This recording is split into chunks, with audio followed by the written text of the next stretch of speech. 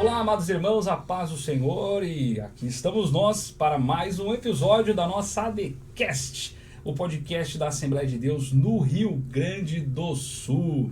E nesse instante quero chamar a tua atenção para você que ainda não é inscrito aqui no canal da CIE Padergs, da Convenção Gaúcha, né? Dos pastores, ministros, das Assembleias de Deus nesse belíssimo estado que é o Rio Grande do Sul, para você se inscrever no canal, deixar o seu like, compartilhar com seus irmãos, porque é importante que as pessoas saibam. Olha só, segundo o censo, nós temos quase 500 mil, veja, é muita gente, 500 mil de membros espalhados por todo o estado, e se você pegar aqui o número de inscritos, são menos de 2.000, então faça uma gentileza nesse exato momento aqui, nesse momento da introdução, já envia aí esse vídeo para os seus amigos, os seus contatos, os grupos da igreja. Convide todo mundo para poder participar, porque certamente vai ser muito bom. Toda semana algo novo aqui nesse estúdio belíssimo de nossa convenção, que nessa ocasião recebe um convidado muito especial para falar sobre um tema muito especial. Nós estamos vivendo uma época muito complicada. Se nós olharmos nos últimos dias, e mais de um mês, na verdade, em que estourou-se uma guerra em Israel, porque os terroristas do grupo islâmico Hamas, eles invadiram as terras israelenses e causaram um terror, uma grande atrocidade, como todos nós podemos observar através das mídias, né? E claro que as mídias não trazem nem 1% do que de fato está acontecendo lá.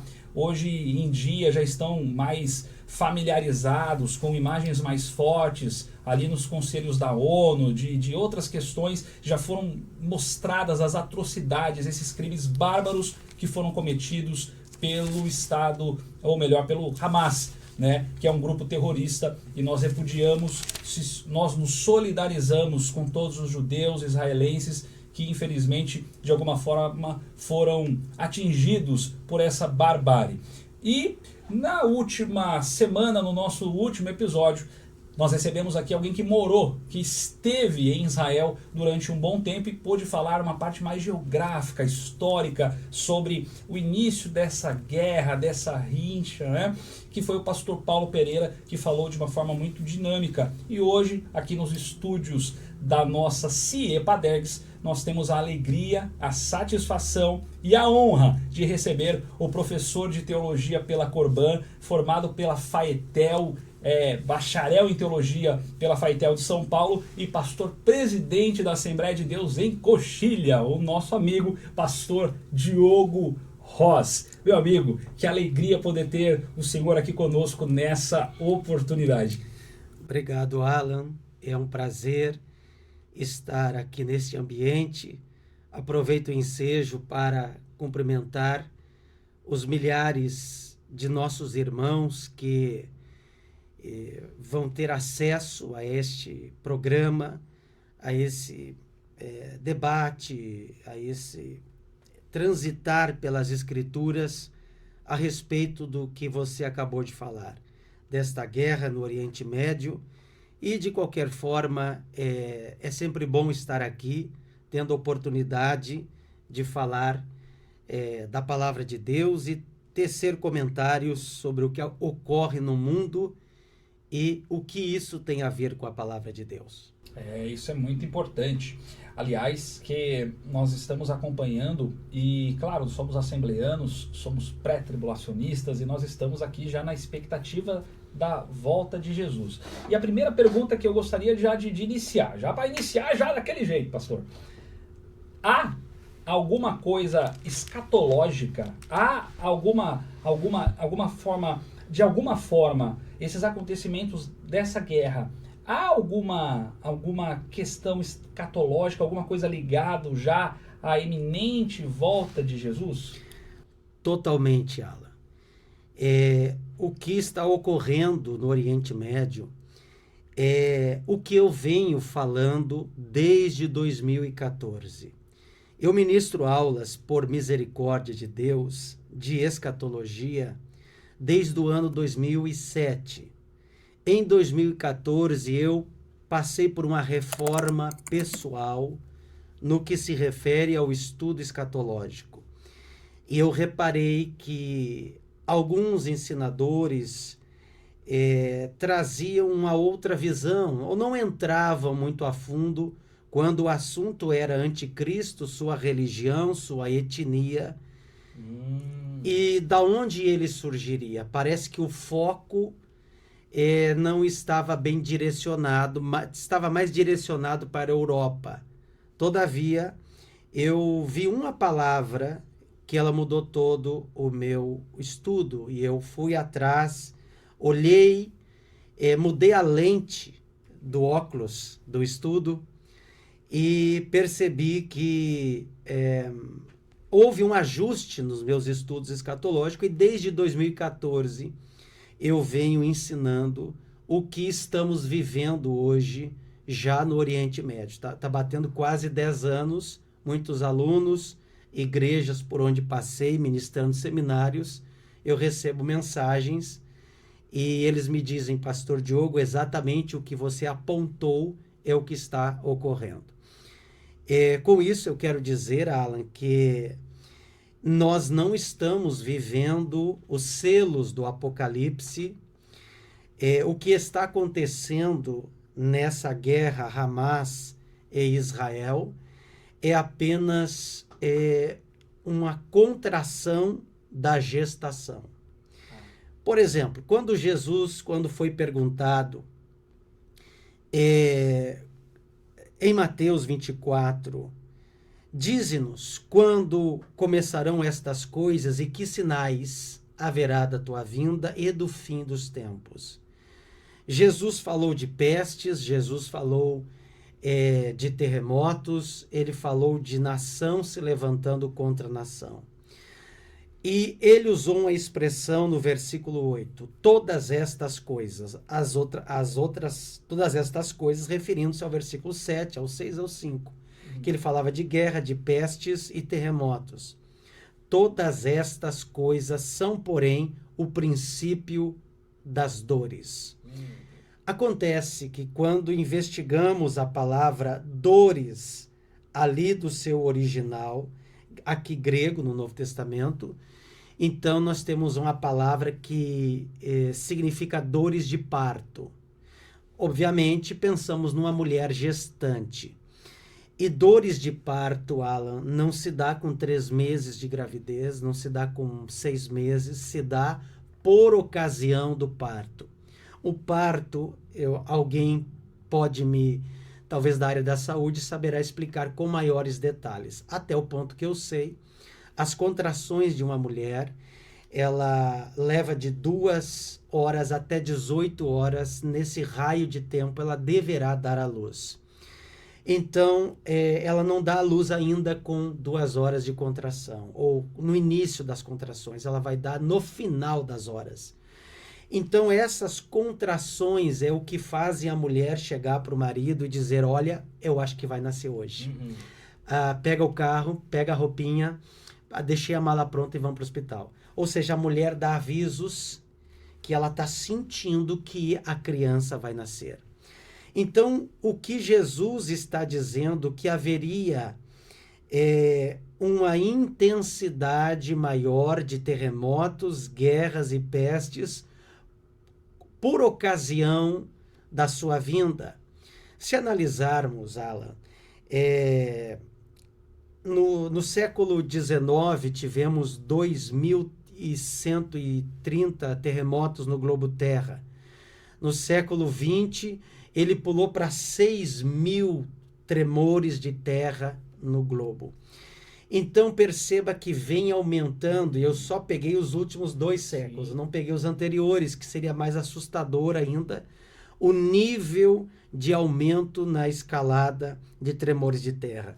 Nós não temos, há anos atrás não se ouvia falar de tantas pestes, ebola, chikungunya, febre amarela, o Covid e tantas doenças. As guerras estão nesse pacote.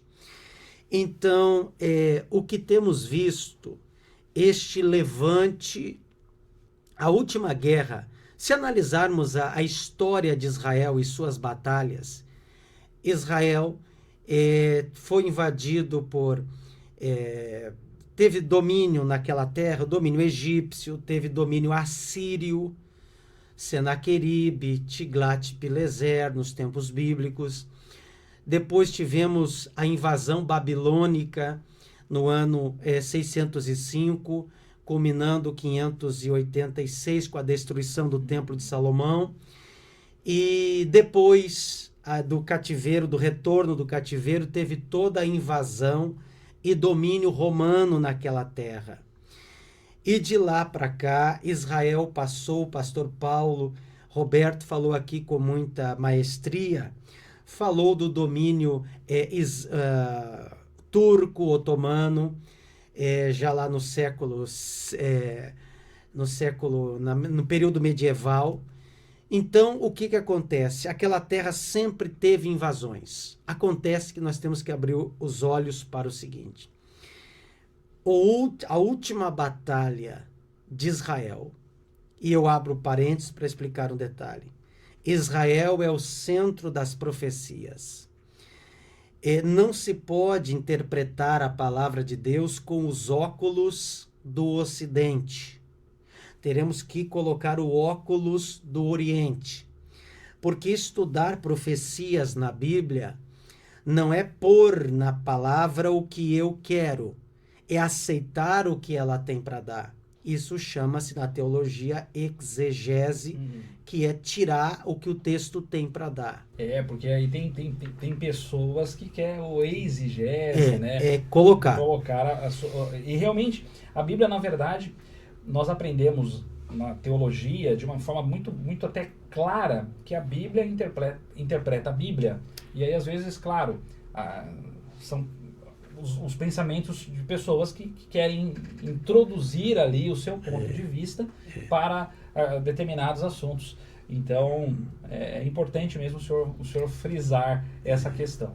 Então, olhando para o contexto de Israel, desde 1948, 14 de maio, Israel vem florescendo, vem crescendo como uma nação e, evidentemente, os países árabes, muçulmanos que estão no Oriente Médio levantaram-se várias vezes em guerra contra Israel. A Guerra da Independência, 47, 48, a Guerra de 68, Guerra dos 6 Dias, Guerra do Yom Kippur, 73.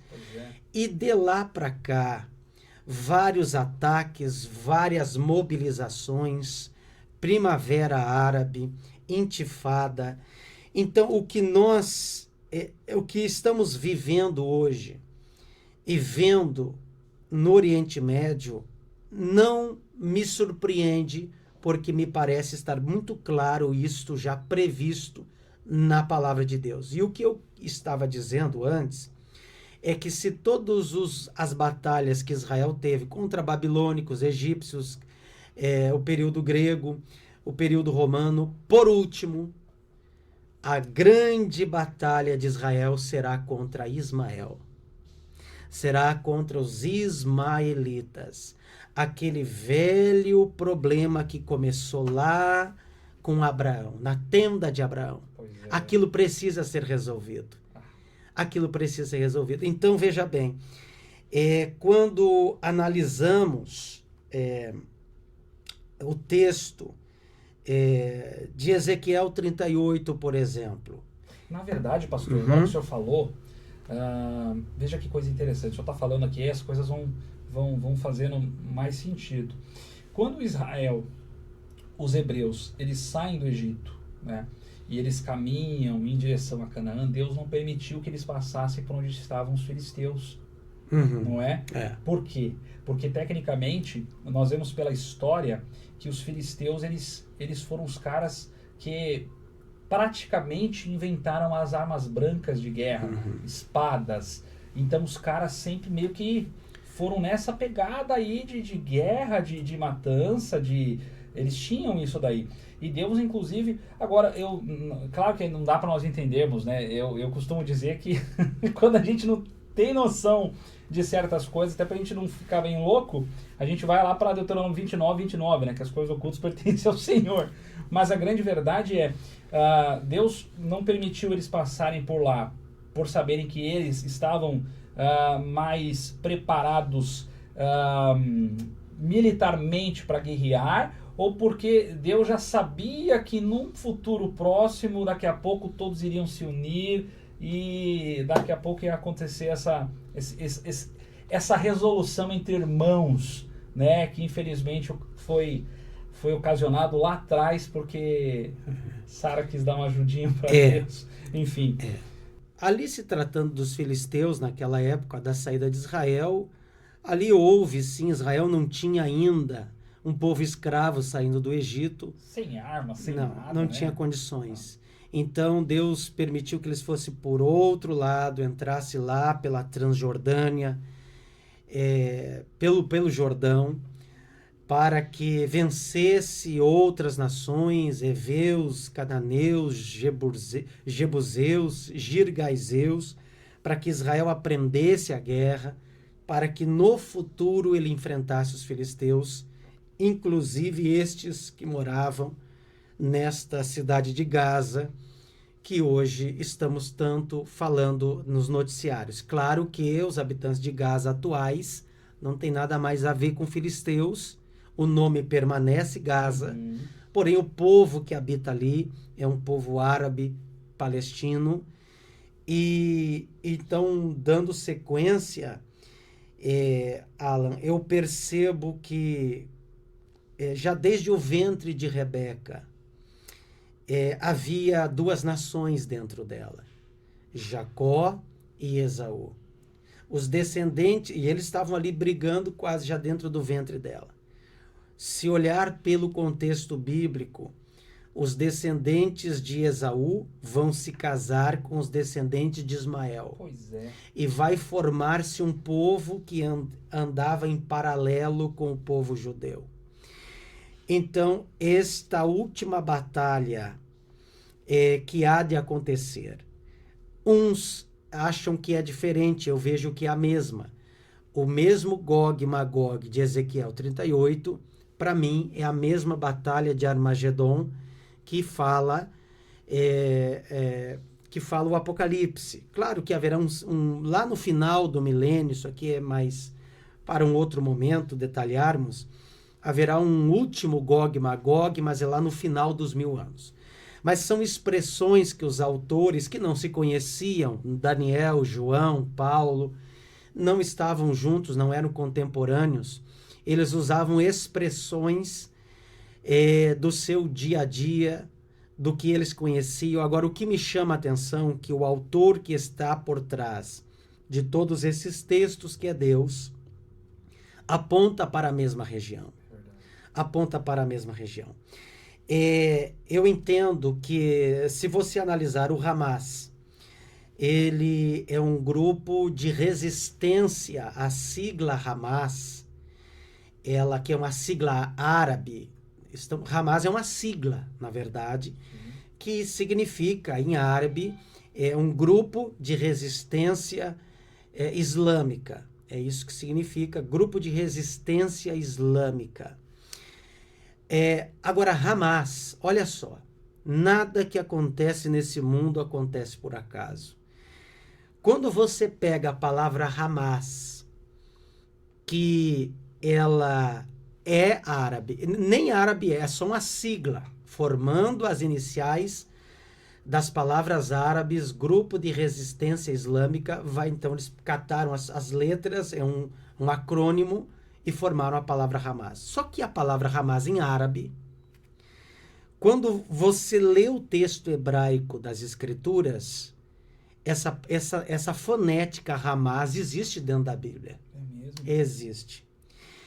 E às vezes que a palavra Hamas está em hebraico, claro, dentro das escrituras, a tradução que nós temos para o português da palavra Hamas é violência. E olha as vezes que violência aparece.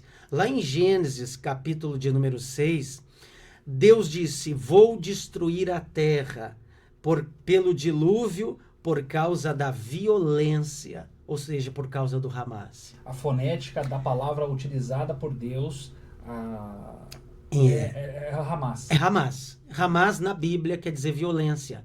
É claro que lá em árabe eles não sabem disso, porque são as siglas que é uma sigla formando as iniciais de Grupo de Resistência Islâmica. Uhum.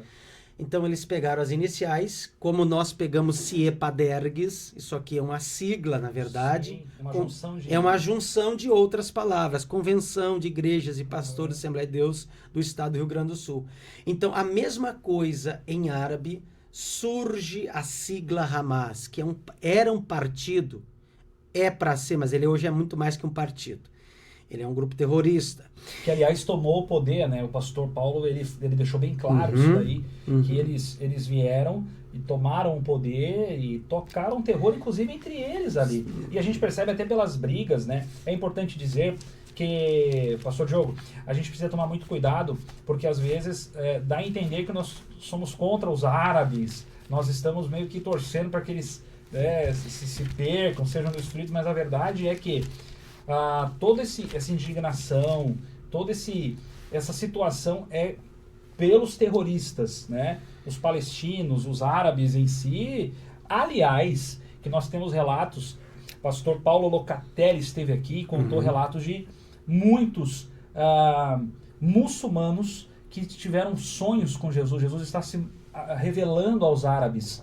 Jesus está se apresentando aos muçulmanos justamente para que eles sejam salvos, né? Porque lá é um país extremamente fechado. Lá, se você chega lá que é de outra religião e for tentar falar, é proselitismo, os caras te matam, né?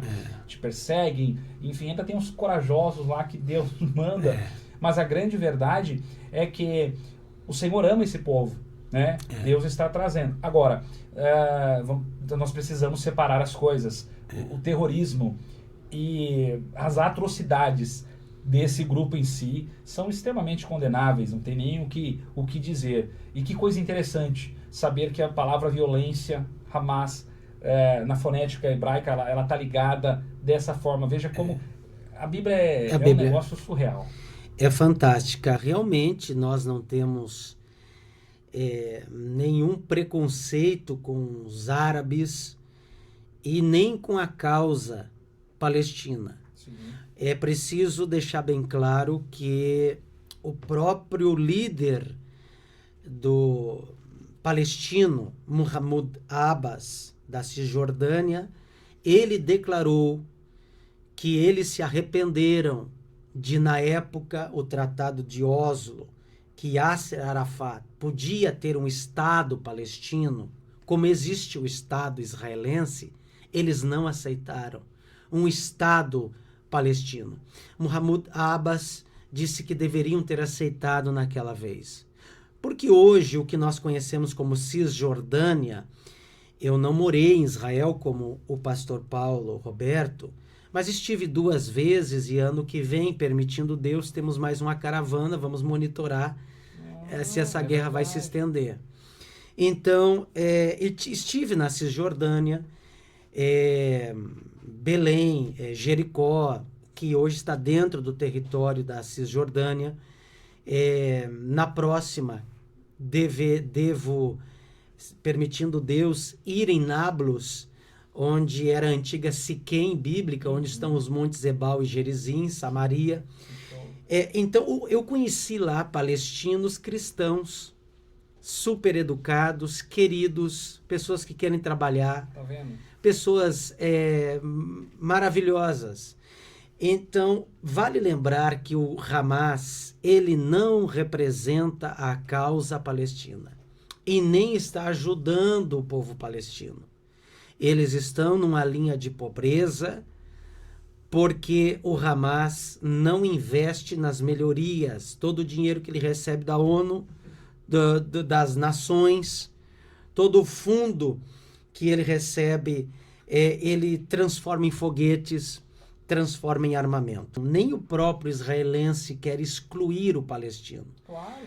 Milhares de palestinos entram no território israelense por dia para trabalharem. Claro. Você vai a Israel, Tu entra num hotel israelense, mas a camareira, o cozinheiro, o recepcionista é um árabe palestino. O motorista do ônibus que você anda lá é um árabe, muçulmano, palestino. Então, eles são pessoas legais. Agora, acontece que se não houvesse os grupos terroristas, já haveria paz na região. Já se havia entrado em comum acordo. Claro que Deus, sabendo disso, na sua presciência, revelou-nos na palavra que haveriam grupos extremistas. Estes grupos extremistas, o Hamas, por exemplo, não é o único. Tem a Jihad palestina na faixa de Gaza, e o Hamas e a Jihad palestina, eles são oriundos, são filhos da Jihad islâmica do Egito. E por esse motivo que o Egito não quer refugiados de Gaza. Verdade. Porque o Egito não quer, por quê? Porque o Egito combateu essa Jihad, esse grupo que tinha uma certa influência no Egito. O Egito conseguiu acachapar esse grupo. E ele não quer que isso traga mais uma luta ali para o próprio Egito. Agora veja bem, o Catar envia dinheiro, somas altíssimas. Os líderes do Hamas estão no Catar. O Irã manda dinheiro, o Irã que financia o Hamas. Agora, o Hezbollah no Líbano. Agora, veja bem, aonde isso está na Bíblia? Eu vejo que o anticristo, ele será um grande representante da Liga Árabe das Nações. Ele que vai, porque nesse período de guerra, não agora, eu entendo que esta guerra ela é um café pequeno, ela é um pano de fundo, é conta-gotas do que será o tratado de paz que culminará com a chegada do anticristo. Ele será o homem que vai dialogar com palestinos e com israelenses para formar um Estado palestino e para a construção de um terceiro templo na esplanada do Moriá. Então, este homem está por vir. Pastor, é importante, essa é uma informação relevante. A Bíblia ela dá indícios que o homem vai ser nessa proporção assim? Eu creio porque quando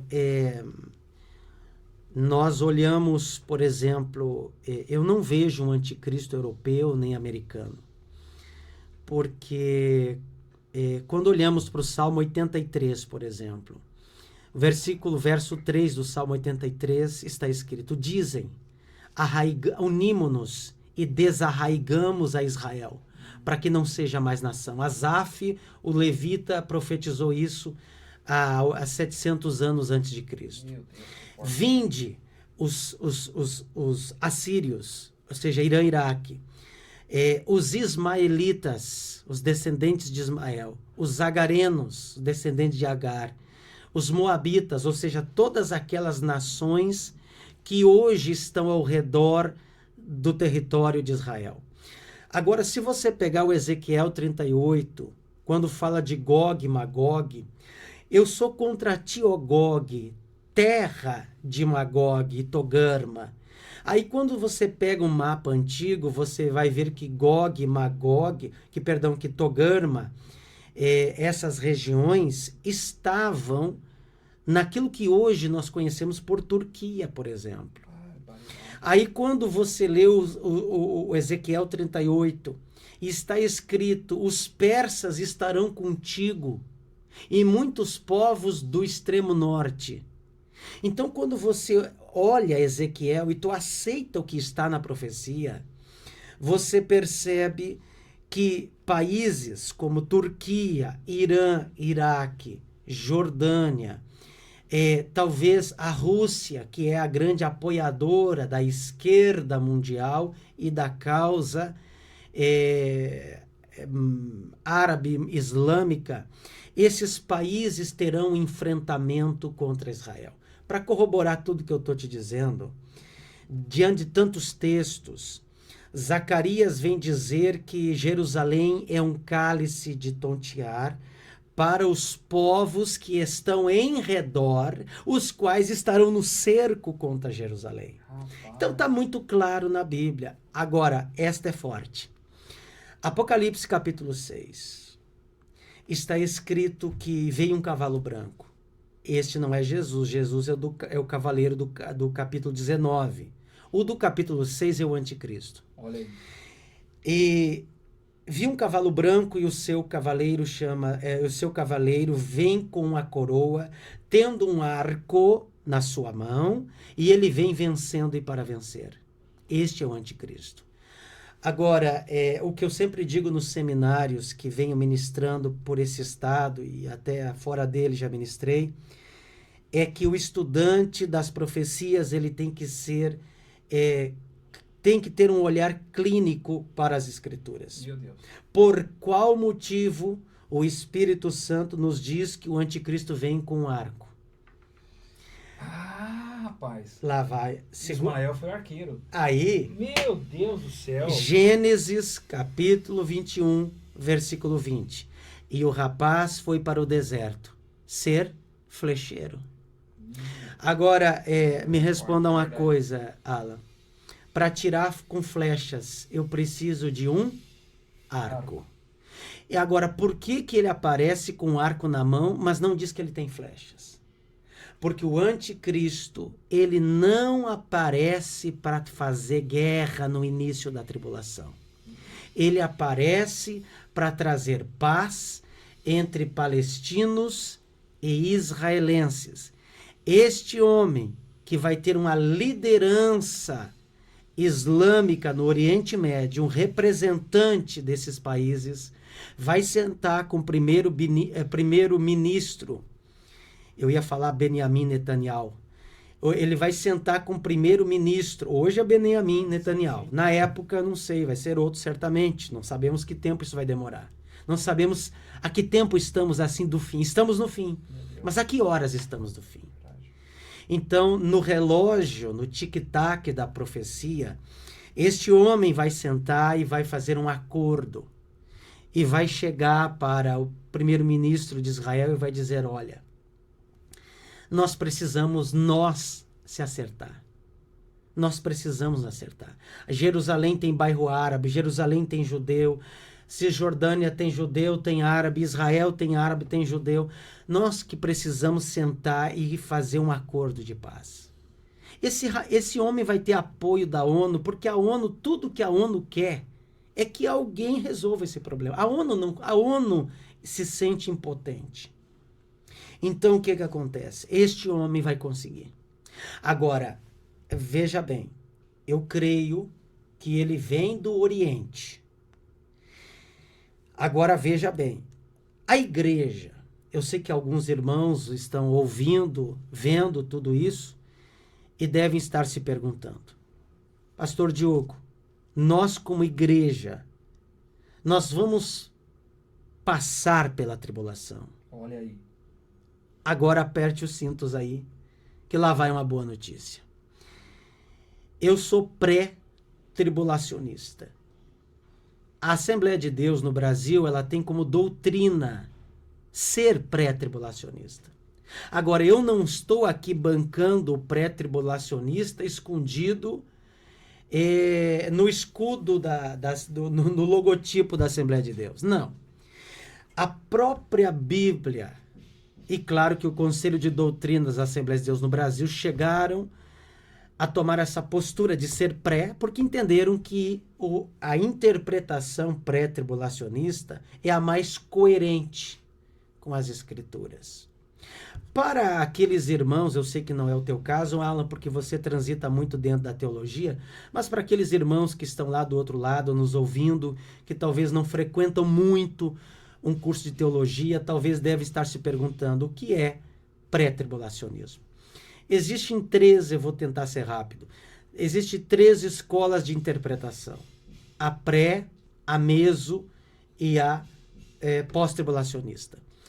Os pós-tribulacionistas, eles acreditam que a igreja é arrebatada no mesmo momento em que Jesus desce em glória. Nós não somos pós-tribulacionistas porque o pós-tribulacionismo ele tem alguns problemas que não se encaixam com a Escritura. Eu costumo chamar de doutrina do ioiô. Você talvez quando foi criança lembrou daquele ioiô. Eu nunca me acertei direito com aquilo. Eu não sabia brincar muito Eu bem, também cara. nunca entendi direito, nunca deu certo comigo. Mas o ioiô era aquele brinquedo que você faz assim, soltava e ele voltava para sua mão. Ou a doutrina do bate-volta, ou a doutrina do ping-pong. Por quê? Porque ao mesmo tempo que Jesus, no pós-tribulacionismo, que eu não creio, ao mesmo tempo que Jesus está descendo em glória para acabar com a guerra do Armagedon, a igreja está sendo arrebatada. Já imaginou os crentes felizes? Opa, estamos sendo arrebatados. Quando chegar ali nos ares, Jesus disse, não, pessoal, não tem céu. Porque para os pós-tribulacionistas não tem céu, eles não vão para o céu. Não tem galardão, eles não conseguem encaixar a doutrina dos galardões. É porque não faz sentido a questão. Não faz do tempo, sentido, né? não dá tempo. Aí Jesus vai chegar para a igreja ali nas nuvens e dizer, pessoal, olha, não tem céu, não tem uma morada, não tem paraíso, nós vamos descer agora para acabar com a guerra do Armagedon e implantar o reino. Então não dá tempo, essa doutrina não é coerente. Outros sim. Os que defendem o pós-tribulacionismo, eles fazem uma salada de fruta escatológica. Eles colocam Israel e igreja junto no mesmo pacote. Israel vai passar como nação a grande tribulação? Sim, claro que vai. A igreja? Não. A igreja é outro povo. Então vejam bem, os mesotribulacionistas, eles acreditam que Jesus vem na metade dos 7 anos. Também está errado e essa doutrina é pouca ensinada no Brasil. Os pré, que somos nós. Os pré-tribulacionistas acreditam que Jesus vem um dia antes do primeiro dia dos 7 anos da grande tribulação. A grande tribulação terá um período de 7 anos. Quem diz isso não é eu, não é a Assembleia de Deus, é a Bíblia. É conhecido no livro de Daniel como a 70ª semana de quem falou o profeta Daniel. Esta semana de 7 anos, a Bíblia diz no profeta Daniel que é um período para com o teu povo, Daniel. Daniel não era igreja. Daniel era Israel, ele era judeu. Sim. Ele está em Babilônia quando está recebendo essa revelação. Então esses 7 anos estão sobre o teu povo, Daniel. Então veja bem, ainda o profeta Jeremias falou que esse período, com outras palavras, o profeta Jeremias disse que seria o tempo da angústia de Jacó. Então, a grande tribulação, que será um período de 7 anos, alguns dizem, tribulação os primeiros 3 anos e meio, grande tribulação, os últimos 3 anos e meio, será um período que a igreja não estará mais aqui na terra. Por mais que aqui você receba outros colegas que venham debater melhor esse assunto, eu vou dar minha palhinha já que eu entrei. Claro. No capítulo 4 de Apocalipse, o Alan, a gente vê, do capítulo 2 e 3 nós temos o nome igreja, ou a palavra igreja, as 7 igrejas da Ásia. Mas no capítulo 4 de Apocalipse, João está tendo uma experiência pessoal que recochitará na igreja. Ou seja, ele disse, eu vi os céus abertos e eu vi um trono. E fui arrebatado em espírito. E uma voz disse, sobe aqui. João viveu pessoalmente o que a igreja viverá na sua pluralidade. Então, João vive aquele arrebatamento no capítulo 4, e desde o capítulo 4 até o capítulo 19, o termo eclesia, o termo igreja, não aparece no Apocalipse. Mas aparece 7 selos sendo abertos, aparece 7 trombetas e 7 taças. A igreja só reaparece no capítulo 19, descendo com Jesus em glória para acabar com Armagedon, a guerra, que será, no meu ponto de vista, a 3ª Guerra Mundial, e implantar o reino, os 1000 anos de paz. Outros sim, para defender ainda o pré-tribulacionismo, Jesus disse em João capítulo 14, na casa do meu pai há muitas moradas. Se não fosse assim, eu teria dito, vou preparar-vos lugar. E se eu for, ou seja, ele já foi, e vos preparar lugar, virei outra vez. Ele não veio ainda. Virei outra vez, para que onde eu estou estejais vós também. Então esse versículo, ele desmonta a doutrina pós-tribulacionista. Porque Jesus está prometendo para nós um céu. E na doutrina pós-tribulacionista não tem esse céu aí no que tange ao arrebatamento. Tem para quem morre agora, né? Sim. Eu não estou falando de pessoas morrendo, estou falando do arrebatamento. Ainda há outros textos. Então,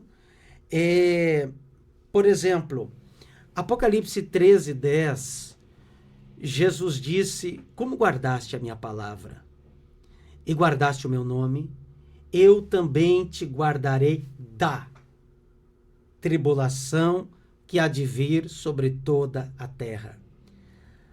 Percebam que eu destaquei aqui a partícula da, porque no grego bíblico é ek.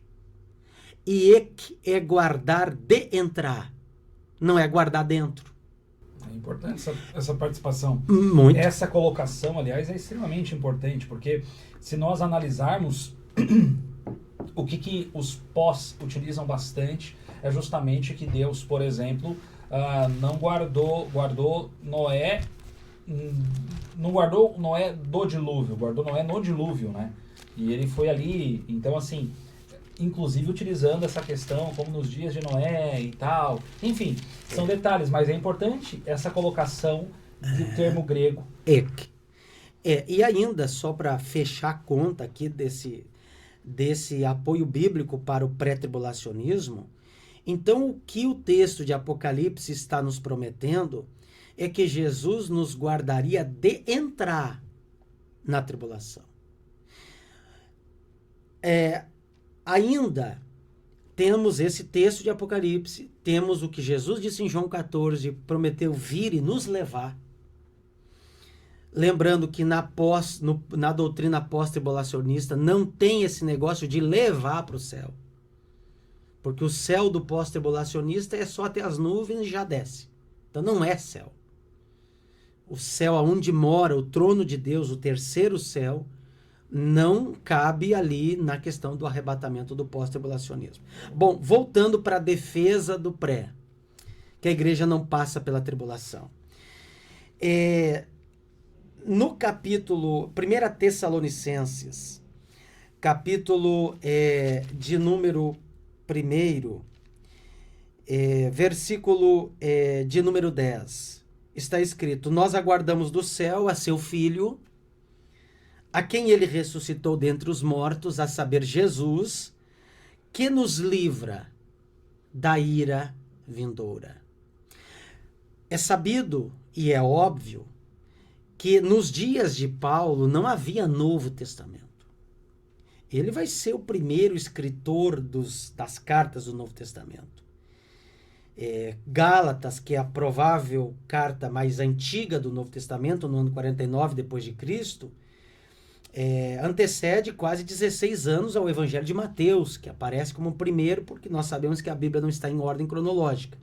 Então, Paulo não tinha Novo Testamento para se basear, é óbvio, ele está escrevendo. 13 cartas foi ele que ele escreveu. Então, quando Paulo cita a palavra ira, Paulo estava consultando o Antigo Testamento. Então, veja bem, a palavra ira, no contexto do Antigo Testamento, está falando de um tempo que Deus derramará seu julgamento, a sua ira sobre a terra. Jeremias falou isso de tempo de angústia. Daniel falou de 70ª semana. Então, quando Paulo diz que Jesus nos livra da ira, é porque Paulo não está colocando a igreja dentro da grande tribulação.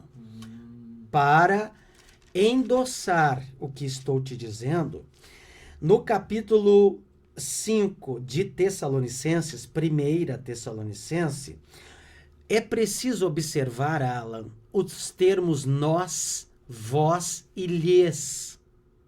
Nós, os cristãos. Lhes não é os cristãos. Olha só.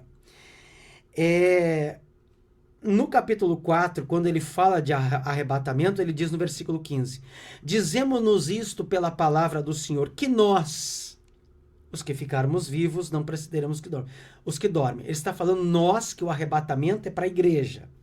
Agora veja bem, capítulo 5, ele já tratou o assunto arrebatamento, ele só vai tecer últimos comentários. Versículo 2. Não, primeiro, capítulo 5. Mas, irmãos, acerca dos tempos e das épocas, não necessitais de que vos escreva, pois vós mesmos sabeis muito bem que o dia do Senhor virá como ladrão de noite. Aqui é preciso argumentar algo. Dia do Senhor não é o arrebatamento. Dia do Senhor é os 7 anos, o dia da ira de Deus. O dia do Senhor não é o arrebatamento. Aqui, dia do Senhor não é arrebatamento. Dia do Senhor é o dia que Deus vai tratar com os moradores da terra toda a impiedade que ela vive. Veja bem, para te provar isso. O dia do Senhor virá como ladrão. Versículo 3. Quando andarem dizendo a paz e segurança, houve um tratado de paz, então lhes sobrevirá grande destruição. Ele não colocou nos. Não é nós. Então lhes sobrevirá grande tribulação. O lhes é para o mundo. Estamos eu e você aqui. Eu chamo nós estamos aqui. Mas quando eu digo lhes, é o pessoal que está lá fora na rua. Para eles lá fora está quente, é eles. Nós aqui estamos num ambiente climatizado. Então veja bem, então lhes sobrevirá grande destruição. Paulo não colocou a igreja nisso aqui. Veja bem, eu ainda não cheguei no ápice. Como dores de parto, aquela que está grávida, e de modo nenhum escaparão. Não é escaparemos. Escaparão. É eles, não é nós, igreja. Rapaz. Segura aí. Versículo 5. Todos vós, agora, igreja. Todos vós, não é? Vós sois filhos da luz. Agora ele mudou de papo, tá falando com a igreja. Porque aí ele está direcionando para os Tessalonicenses. Aqui é os Tessalonicenses. Os crentes de Tessalônica. Vós sois filhos da luz e os filhos do dia. Nós não somos da noite nem das trevas, ou seja, como eles. Agora, pois os que dormem de noite, os que se embriagam de noite. Versículo 8. Nós, porém, que somos do dia, somos sóbrios, revestindo da couraça da fé, do amor, do capacete da salvação e esperança da salvação. Versículo 9, segura aí. Pois Deus não nos destinou para a ira, mas para alcançar a salvação por intermédio do Senhor Jesus. Meu Deus do céu. Então, Paulo não colocou a igreja junto com o mundo. Paulo diz que vai ter ira de Deus para o mundo. Israel vai passar, porque Israel terá que reconhecer o Messias por intermédio da grande tribulação. Quando Paulo vai dizer aos romanos que todo Israel será salvo, mas só quando Israel passar pelo período da tribulação. Israel, nação, vai passar. Igreja, não. Mas, pastor, pegando essa parte aí, claro que a gente já está fugindo um pouquinho do assunto, mas estamos falando de Israel. Uhum. Os israelenses, por exemplo, que estiveram ali no Holocausto, que foram perseguidos, eles não passaram por uma grande tribulação? Tribulações, sempre houve lutas, guerras, mortes na terra. Agora, Jesus disse uma coisa. Se aqueles dias não fossem abreviados, nenhuma alma escaparia. Porque era para ser no programa de Deus 1300 Em 90 dias, Deus reduziu para 1.240 dias, que é 3 anos e meio, o último período dos 7 anos mais intensos de grande tribulação. E Jesus disse que dias como tais nunca houve na terra. Então, o que está para acontecer na grande tribulação, Jesus disse nunca. E quando Jesus disse nunca, eu acredito que ele devia estar pensando no dilúvio. Porque nunca houve o que está para acontecer na grande tribulação. Se você olhar para os selos do Apocalipse, as trombetas, vai faltar água potável na terra. Vai cair uma pedra do céu, chamada absinto. Essa praga, ela vai contaminar as águas. 1/3 do sol não dará sua luz. Não haverá fotossíntese nas plantas. O agro vai quebrar. Eu prego isso na igreja. Eu vivo numa região de agro. A cidade onde eu vivo é a capital das sementeiras do estado do Rio Grande do Sul. É onde se produz mais semente para a agricultura. Eu vivo numa região extremamente agrícola, de grandes granjeiros e agricultores. Agora veja bem, o agro está produzindo hoje porque a igreja está na terra. Porque não havendo fotossíntese no período da grande tribulação, porque 1/3 do céu não dará sua luz, haverá uma quebradeira no agro, na agricultura. A indústria que está por trás, grandes empresas que fabricam implementos agrícolas vão quebrar. Vai haver demissão, o comércio vai quebrar, vai haver uma crise geral na terra. Sem falar da grande perseguição da religião do anticristo, tentando converter o mundo para a sua religião. O anticristo, ele não será um ateu, ele será um homem religioso. Ele tem o seu Deus, ele tem a sua crença, e ele vai lutar muito pela sua crença. Ele vai impor a sua crença. Então, estamos vivendo os últimos dias da igreja na terra. Não seria lógico Deus colocar a igreja, a sua noiva. Afinal, o sangue de Cristo Jesus não pagou o nosso pecado? Pagou. Então, por que enfrentar uma tribulação? Israel, que não creu como nação, vai enfrentar uma grande tribulação. Nós fomos justificados pelo sangue. Israel, na sua grande maioria, não creu no Senhor Jesus como seu Messias. Crerão, todavia, pela ocasião da grande tribulação.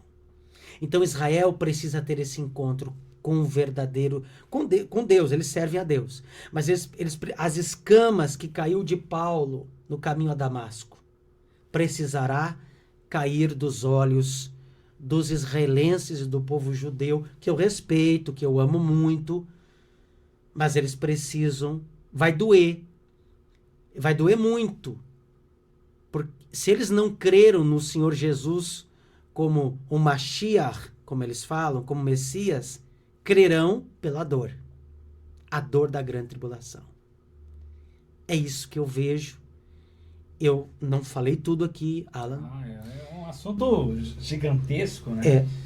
Mas partindo dessa premissa tudo aí, na verdade que nós já estamos estourando o tempo. Veja que vai embora, né? Falar de escatologia com um professor, com quem entende do assunto, isso é muito bacana. E querendo ou não, traz luz para a maioria dos assembleianos, dos cristãos de uma forma geral, porque é importante nós trazermos esses contrapontos, né? E perceba que ela realmente converge para isso. E os dias em que nós estamos vivendo, toda essa guerra, na verdade, então, são os princípios das dores. As contrações mostrando que brevemente está aproximando-se o arrebatamento, a vinda do Senhor Jesus. E não haverá outras nações que vão se levantar contra Israel para tratar de outro assunto que não seja este, que já está em pauta desde o mandato britânico na Palestina, já desde a Primeira Guerra Mundial. Já se passa 100 anos que está discutindo esse tema e não chegou-se a uma solução. Em 1948, avolumou o assunto com a criação do novo Estado de Israel. Então, o anticristo vai vir para trazer uma paz entre o conflito palestino-israelo-palestino. Não há outro conflito. Que acordo de paz é esse? Para ter acordo de paz tem que ter guerra. As guerras estão aí. Então, aquela terra é disputada. Então, é nesse contexto. E é os países árabes islâmicos. E eles sabem, né? Porque, na verdade, a gente pegou ali algumas falas do porta-voz do Hamas, dizendo justamente isso daí, para que o mundo acabe. Olha que coisa impressionante. Nós precisamos lutar contra Israel. Que coisa! Que coisa! Então, olha, Alan, eles estão lutando por uma causa. Meu Deus. E eu entro mais a fundo nos cursos de escatologia que eu ministro nas igrejas. E eu até tenho um curso de escatologia online. Ah, que bem. E se o nosso amigo que está nos ouvindo quer entender melhor e saber mais sobre este assunto, eu tenho lá um curso, 15 horas de escatologia. 15 horas é bastante coisa. Meu Deus. Para você, se você estudar uma hora por dia, vai ficar 15 dias estudando. Pensa bem. Então, isso aqui que eu estou falando em uma hora, eu tenho em 15 horas. Onde eu entro em assuntos que eu fico aqui me cuidando para entrar. Porque expõe, e se a gente expor tudo, a gente precisa entrar a fundo noutra religião aí, para entrar no ninho da serpente. Meu Deus, é um negócio surreal. Nós iremos deixar o link aqui no primeiro comentário, inclusive do canal do pastor Diogo Ross, que trata sobre diversos assuntos. Mas nós estouramos o tempo ali, pastor. A Aline já mostrou ali, 59 minutos, tem que ser uma hora. Então, queria agradecer ao Senhor. Veja que é um assunto muito bom que nós tratamos aqui hoje, e agradecer de verdade pela sua disponibilidade de sair lá de Coxilha, vir para cá, estar conosco nessa manhã agradável. E que alegria poder aprender mais, e que honra poder ter o Senhor aqui para poder expor todas essas verdades que a Bíblia nos traz acerca de todo esse conflito. E nós precisamos de verdade estar atentos, né, a esses sinais, porque a volta de Jesus está cada vez mais próxima, e isso daí é importante. E, enfim, pastor, sou grato, nós somos gratos de verdade, viu, pela tua participação. Obrigado. Encerrando minhas palavras, coincidiu que a gente tem agenda na região aqui, então, mas se tivesse que vir especialmente, eu viria, de tão bom que é falar esses assuntos e contribuir com o ouvinte, com aquele que prestigia este podcast, esse programa, esse canal. E dizer que me sinto honrado estar aqui, e agradecer ao nosso presidente, pastor Geraldino, você, Alan, por nos oportunizar esse espaço e colocar à disposição das igrejas, pastores, para continuarmos falando mais sobre esse assunto, porque a hora é chegado e é preciso avisar a igreja. Quando, encerrando ainda, Paulo disse aos Tessalonicenses: não lembreis que eu vos falava estas coisas quando eu estava convosco. Há 2000 anos Paulo dava aula de escatologia para a igreja. Passaram-se 2000 anos e estamos vivendo isso. Nós estamos quase debaixo das barbas do anticristo. Então nós precisamos estudar mais sobre esse tema. Obrigado, foi um privilégio, um prazer ter estado aqui convosco. Glória a Deus. E para você que esteve conosco até agora, não se esqueça, se não se inscreveu ainda, pelo amor de Deus, vai ali, se inscreva, compartilhe com seus irmãos, é um assunto muito importante. E aqui nós abrimos, começamos falando com o pastor Paulo Pereira ali sobre a geografia, agora o pastor Diogo Rossi com muita propriedade trouxe-nos a questão escatológica, a síntese bíblica sobre essa guerra e que pode resultar, obviamente, nessas dores de... Enfim, e nós vamos tratar mais sobre isso porque é importante que a igreja esteja preparada e falar sobre a volta de Cristo, falar sobre o arrebatamento da igreja, ela precisa ser cada vez mais evidente nos nossos dias, porque os dias são maus, Jesus Cristo se aproxima e nós precisamos estar atentos. Que Deus abençoe você, até o próximo episódio, fique ligado aqui nos canais da Ciepadergues, porque toda semana tem novidade e tem coisas muito edificantes para você. Espalhe para os irmãos, compartilhe com todos e fique com Deus. Que Deus te abençoe. Até a próxima. Tchau.